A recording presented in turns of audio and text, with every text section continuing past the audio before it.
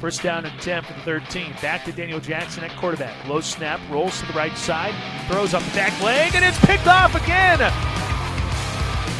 It's Nolan Ewing who trots down the far sideline, dives to the end zone.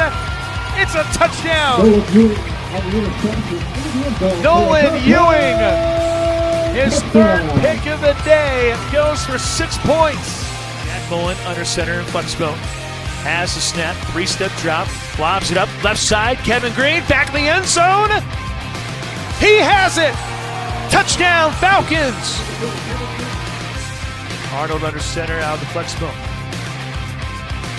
Gives out the Zach Dressler is here on the near side to the 30, makes a cut in the middle to the 15, to the 10, stumbling inside the 5, and he's hit to the end zone for a Falcon touchdown.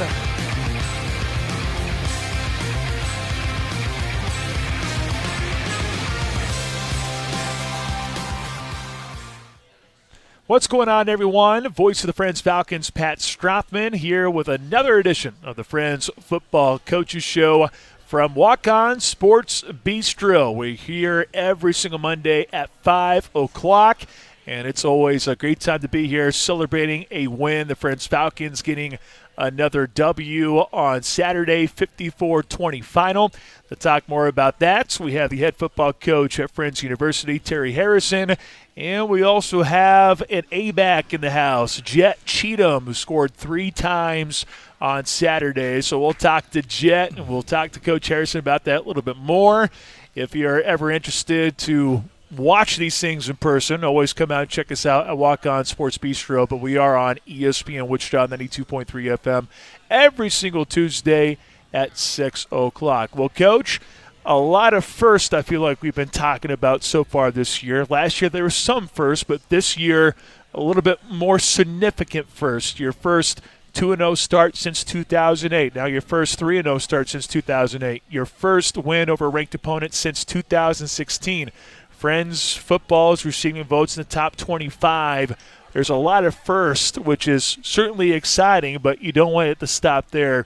Before we go forward, 54-20 final score against Avila. Just your overall takeaways with the game that took place on Saturday at Adair Austin Stadium. Yeah, it was a really awesome win. I know our kids were super excited to play, and we had talked all week about an opportunity to achieve a milestone, as far as getting a win against a top 20 opponent. And so, we told the parents after their games, we don't take many pictures after games. We only do it when we achieve certain milestones, which are kind of our markers for success as far as some of our program goals. And so, when you have that opportunity, super cool against a really good team, some really talented players who've played pretty well this year.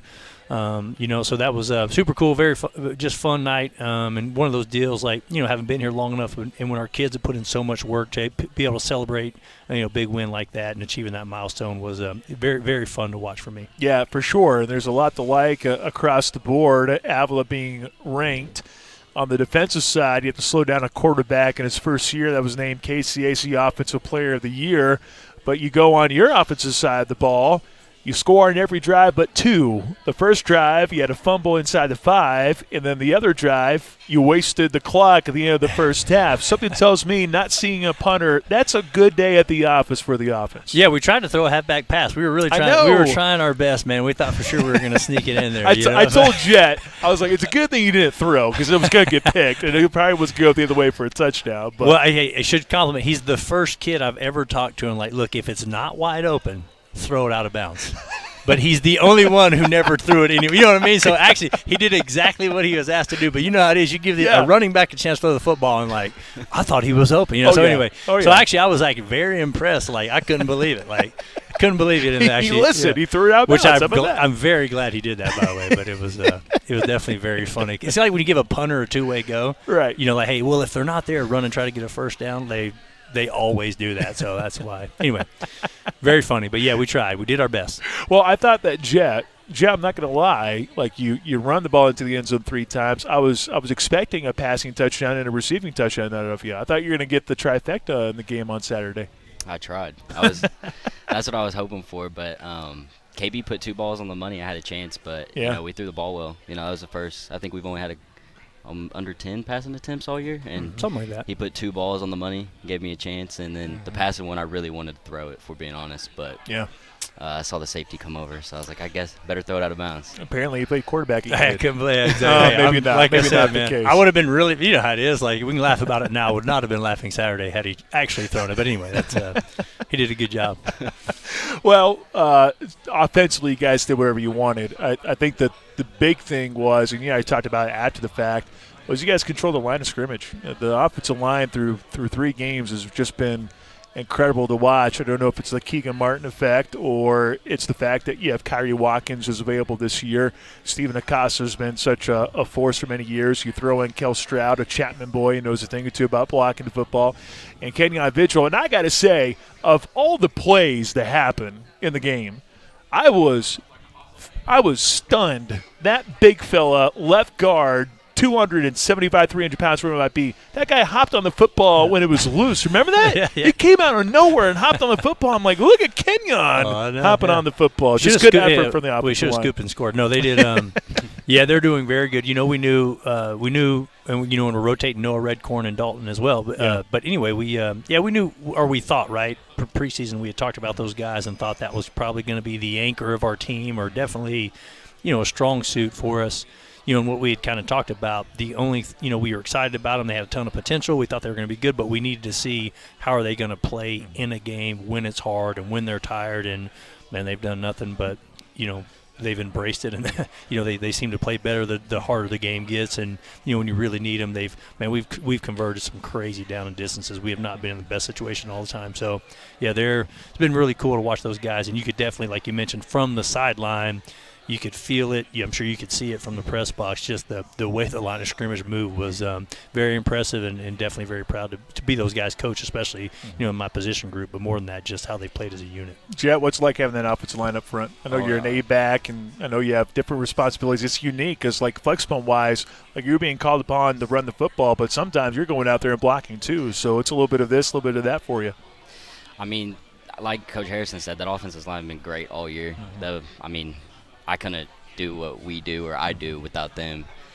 Some of those runs, some people, are talking about cutbacks and when they see you in the end zone, but like without guys like Kyrie and Keegan, none of it would be possible. But like specifically Kyrie, because he's the tackle I line up behind. He helps me with a lot of checks and stuff. So he's been really great to play with and line up behind and all that. So. Yeah. So before, not this past game, but the game before against Ottawa, you had no collegiate touchdowns. Now you got 4 in the last 2 weeks. How does that feel? It feels pretty awesome. Just I had a lot of yards my first 2 years, but never could find the end zone. Finally found it versus Ottawa. But yeah, last game was something special for me, so it was cool. Yeah, 3 touchdowns, over 100 total yards of offense, showcasing the wheels in a couple of different ways. I'm trying not to be clicheing and saying, there goes the Jet. I'm trying not to, but at some point it's going to happen because you're going to get a lot of green space and you're going to find a way to go into the end zone, which you're getting used to. But when you're and I out there, you guys have Kerryon Haddon out that steps on the field, and Elias Pino. And I know on the other side, I know you got Lakin Cloudis and Zach Dresser who are a part of it as well. And you have Caden Rigsby, which I think both you guys are similarly built. I don't know. They're both, I know you're not the tallest guys in the world, but my goodness gracious, you guys pack a punch out there on the football field. What's it like being a part of the A-back, B-back unit to where it's really anyone stepping on the field that can have success on any given night? It's really cool and really unique. I've never really been on a team that, it could be anybody's night. Mm-hmm. So just like you said, Kerryon Haddon, he comes in. He's my backup when we come in and do the series for series, and he'll go in on Saturday. He had 1 touch for a touchdown. So it's really cool to see him and Elias go in and make plays. And then, KK, like you said, he's very physical. There's 2 of those runs he had 2 great blocks that set it up for me. So those 3 guys are great to play with. And then Lakin and Zach are they're dudes. They work really hard, run the ball hard. They're great to play with. It could be anybody's night, anybody's game, and that's really unique and really cool to be a part of. Yeah, Coach, I think you have 6 different guys that have rushed for over 100 yards in 3 games. Yeah, people throughout this, balance talk all the time in football, like wanting to be a balanced team, and so many people equate that to passing and running and all that, and I certainly understand that, but for us it's always been balance as far as touches and spreading the field in different ways, right? And so that's what's really cool for us this year, when we have so many talented players at receiver, at slot, at A-back, at B-back, and obviously at quarterback. We can be pretty balanced, and so sometimes it can, maybe you don't get all the awards and get the one, the player of the week in the conference or whatever in the nation or anything, but our goal is to win, and our goal is to be the best unit we can be. And so if you look collectively as far as an offensive unit, we're at the top of the country in almost everything, right? That matters, and so that's the ultimate goal. And so that's how we try to achieve balance. Ultimately, is what we were talking about, is spreading touches, and you can't just key in. It is not the Cavante show. It is not the Jett show. It really is. You have to defend everything and defend all the space of the field. And so that's always been the goal, and that's always how we've operated. And so it's been very cool to have a group of kids that embrace it, from player A all the way down to Z, which is pretty cool. No doubt. Friends football coach Terry Harrison, Jett Cheatham on the Friends football team here on the Friends Football Coaches Show on ESPN Wichita 92.3 FM. Coming up this week, they take on Kansas Wesleyan on the road up in Salina, 6 o'clock kick at JRI Stadium. And we'll talk about that showdown here in just a little bit. Coach, what was your first thoughts on Jett Cheatham when you saw him? Well, the funny Look at part, that. He's laughing right away, so I'm like, okay, now I can't wait to hear this. But I mean, obviously, coaching against him, he was a kid that we were aware of, and you do your research, and 100 meter state championship in high school, running all that good stuff. The first one was like, how do we not know about this kid at Bethel? You know what I mean? It makes you. That's what happened with all these kids we met at Friends. Like, how do we not recruit these kids? So maybe whatever. So that's the first thought, right? But no, he's an extremely hard worker, knowing he can run, obviously the way he runs, and now that we've all seen it, in-game play is that's kind of what stood out. He's the perfect fit for us as far as his body type, his strength, all the things he brings to the table athletically.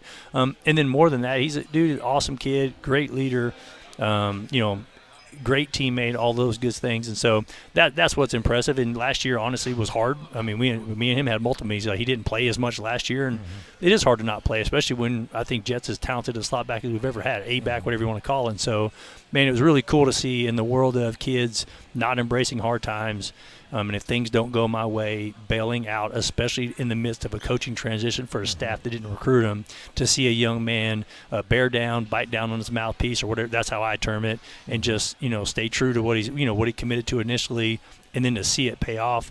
Very, very cool, and very, very fun to watch him. I've been a big Jett fan the whole time, and just one of those deals. It's been very cool to see it pay off on the field when he did it the hard way. It wasn't, nothing's been given to him. He's earned everything he's gotten. So, that's more than my initial impression, but definitely, very, very impressive, awesome kid, very proud of him, and it's fun to watch him play. Yeah, Jett, what was the first meeting like with Coach Harrison?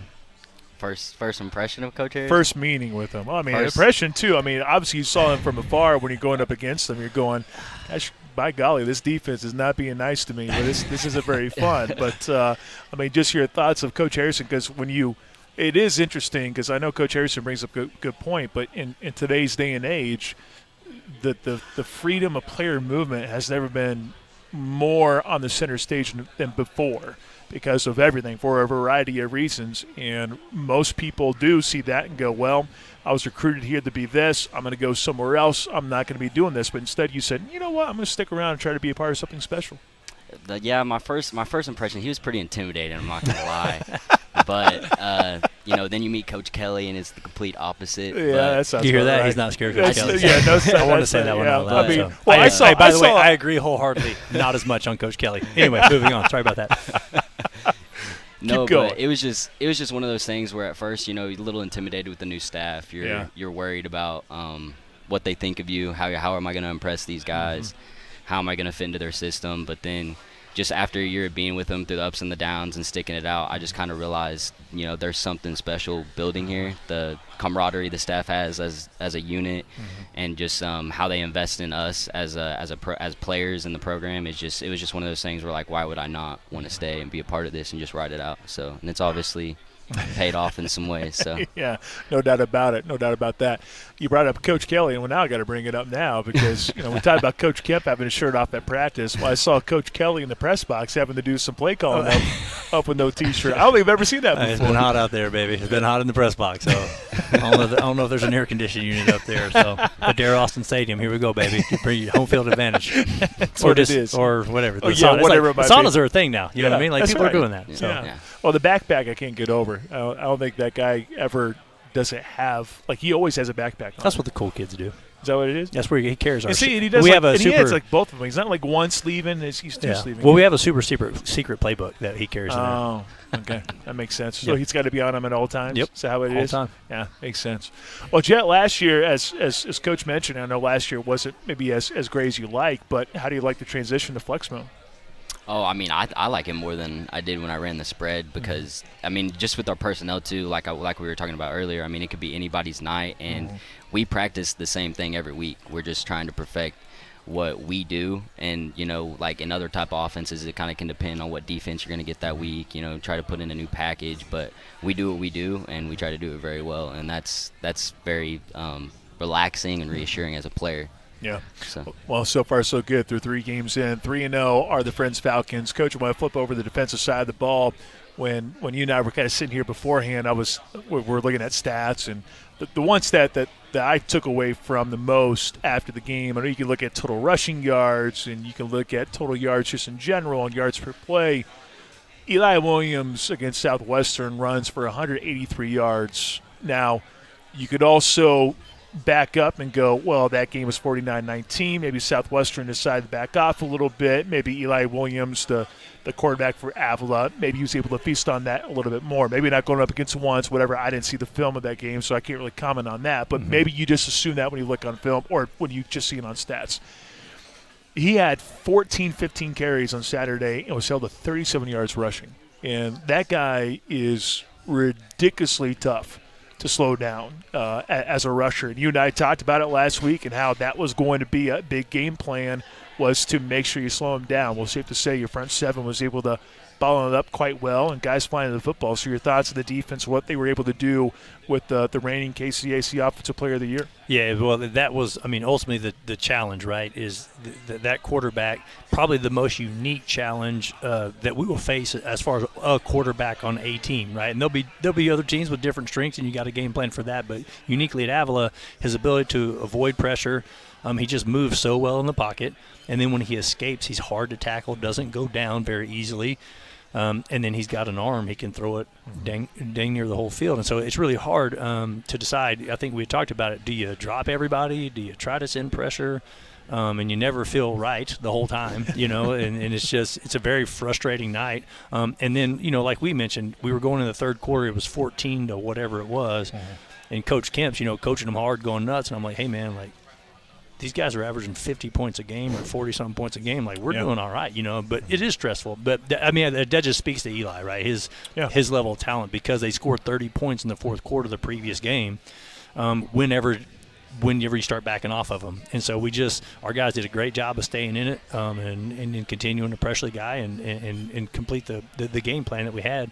So very proud of him. And so it can always the hard part of defense. It feels like it's never enough. It's just the way it goes. You know, if it's not a shutout, it's not enough. But when you're able to zoom out from that and look at how well they played, especially relative, you know, Southwestern's a ranked team and what they did against, you know, how he performed against them. I think it speaks to what our defense could be as long as we continue to improve. And, you know, we got things we got to fix. We certainly didn't play perfect, but, man, if you're anybody who played defense or anybody that's a fan of this program should 100% be absolutely proud of the way the defense played, because it was quite a challenge to figure out how to handle that, and they had to adjust a little bit in the middle of the game, and I thought they just did a fantastic job of that. And I don't know, man, it was you know, I was definitely impressed and happy about it, even though in the middle of it it is nerve-wracking when people have players like that, for sure.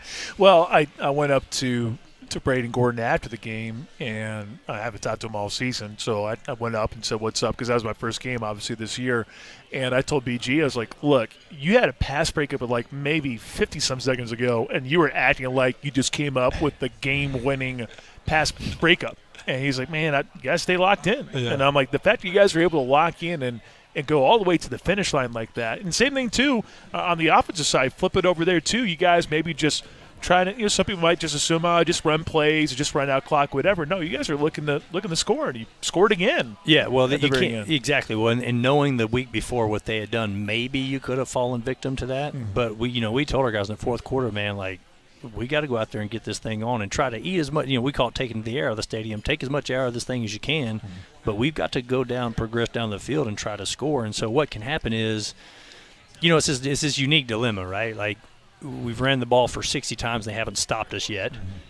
And then you decide, well, let's throw one. You got to do something to keep them off balance a little bit and not just let them key in and make you have to punt late in the game. And so we just decided we're just going to continue doing what we're doing. And if we score, then we score. And we had talked to our kids about, look, this is a quality opponent who's ranked whatever in the country, and if you can win big, that's good for the program. It's good for Friends University football. It's good for the Friends University community for us to get a quality win against a quality opponent. And so even more than that was just keeping their offense off the field and keep driving down, as opposed to sometimes you can let off the gas a little bit, just try to get out of there. But we didn't want to do that. And so I thought our guys did a good job of that offensively to complement what the defense was doing. Friends with a 54-20 win over number 18 Avila on Saturday in Wichita. The Falcons are now 3-0. They're set to take on Kansas Wesleyan on Saturday. Head coach Terry Harrison, Jett Cheatham here on the Friends Football Show.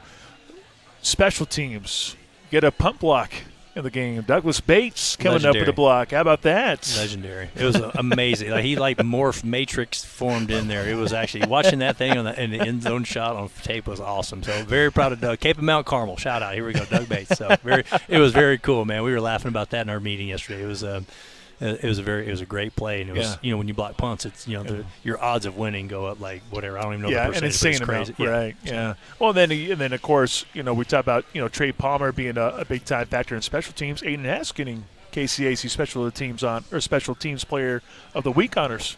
Yeah, made a bunch of when you score a lot, you get a lot of chance for a I guess that's nice, right? But he knocked him out, did a good job. Came in relief of our young guy. Cole's doing a fantastic job, and he's learning the ropes of college football and what that feels like. And so Aiden was able to come in, did a fantastic job, and he's got some experience that Cole doesn't have, and that's been great. They both have gotten to do that, and so for him to come in and knock all those PATs out in a row was very cool, and he did a fantastic job. And another good story, right? Sometimes you lose sight of those specialists, but we ask guys to sacrifice for the team all the time. We ask guys to do different things. Like Jett rotates every however many series. Like it's an equal rotation between him and Carry On. And so sometimes kickers have to do that too, right? And Aiden was able to sit back and wait for his time, and then he came in and was able to be special team player of the week. So that's very cool, especially for sometimes an overlooked position on all the things we asked him to do. But he did a great job. I'll be ready. Well, as you know this too. So after Douglas Bates gets that pump block, I saw him out on the football field maybe a possession later, and he gets a tackle. I'm like, well, that's what you do. You show out in special teams, and guess what happens? You get rewarded. Doing a good job. He was a transfer for us in the spring, coming back home to Wichita, which is one of the benefits of being here in the city. And so came back home, and he knows Noah really well. They're friends, and Noah kind of mentioned how much fun he was having, and kind of how we are, and came on a visit with his dad, and decided to join us. And he's done nothing but be a excellent teammate. Like I said, make plays opportunities, and I anticipate we'll probably see him on the field a little bit more. Yeah, for sure, absolutely. All right, Jett. Well, let's get more on Jett Cheatham and what he's like. So, Jett. So your parents named you Jett, huh? Jett, or is this a nickname for you? It's a nickname, actually. Oh. Yeah, my parents got in an argument over that. Okay, now we're more about this that. Out on ESPN. Yes, so this is great. So by the way, Mom and Dad.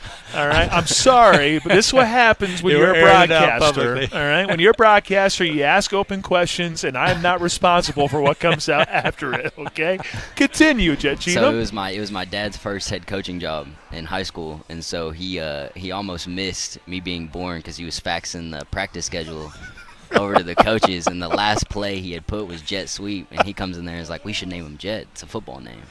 My mom was like, no, Jarrett's more professional. So they got in an argument, and he's like, well, I'm calling him Jet. So she named me that, and then Jet's what stuck. So she's still a little mad about that to this day, but that's what I go by. So. That's great. That wasn't too bad at all. That was pretty good. Funny, really good. That's pretty good. Well, I'm glad that he somewhat won out because my little one, I suggested 50 names for my wife. She only liked 2, and she went with hers anyways, which we love our name too. Don't get me wrong. Like, we love little Grace. Like she's great. It's a beautiful name. We're very happy for that. But That's a unique way of how that works. Fantastic. From Enid, Oklahoma, and now you're up in Wichita, Kansas. Liking the scene in Wichita, liking Friends University. I love it. I'm loving the Ohio State look, by the way. The jerseys, they're looking very, very sharp. So how you liking it all? I mean, I love it up here. That was Wichita was part of the reason I was drawn to Friends. Even before our coaching staff came over, it was just one of those things where Wichita was unique. It was cool. Big city feel to a small college football. So I really like that, and I love our uniforms. That's the first thing I said is I don't like Ohio State, but I like their uniforms. So well, you're probably an Oklahoma Sooners fan, would be my guess. Yeah, I am. Yeah. Well, you can't hold that against. They all can't be winners. My wife's an Oklahoma fan. So. Oh well, there we go. I'll just leave it at that. It's fine. It's okay. They're going to go to the SEC, and I'm sure they're going to finish 6 every year and be happy with what they're doing. It'll be rough. Well, at least Jett admits it. At least he understands that there's some trouble on the horizon for the Oklahoma Sooners. Is it Levi a big Oklahoma guy? I don't know, to be honest I'm pretty with sure you. he is. I'm pretty sure Levi is, who helps us out. Levi Converse, the sports information director extraordinaire here for Friends University. I'm pretty sure he is, but I could be wrong. And if I am wrong, then, well, so be it. What's he going to do, right? Yeah. He's not going to do anything to me. It's just the way it is. Jett, when you're not playing football, do you just do nothing but hit the weights? Because your arms are the size of just tree trunks over here. I do work out a lot, but I like to hang out with some friends, hang out with my girlfriend a little bit. Of course, have to throw her in there. And good idea. See, you're learning from your father, so that's good. Play a little bit of Madden every now and then with the guys, but just hanging out with the guys, hanging out with her, just enjoying life. So, okay, well, that's nice and simple. So a Madden guy, and you commented how you're a Chicago Bears guy. Yeah. Rough start. Rough start. But Justin Fields, he still got it, I suppose. Yeah, he still right? got it a little I guess bit. we'll see. Yeah, we'll see how that goes on that front. Is there a special talent that you have that people don't know about? See, we just got the story about Jett. Now I feel like I got to dig deeper and figure out what's deep in the onion here. I'm not like Trey. I can't sing. I can't rap. Dance. I can't do any of that. I don't know if I have a secret talent. Got nothing? Surely you got something. No. He scores touchdowns and bench presses. Yeah, you know that's pretty much what he's got going, which is awesome. Yeah. You know what I mean?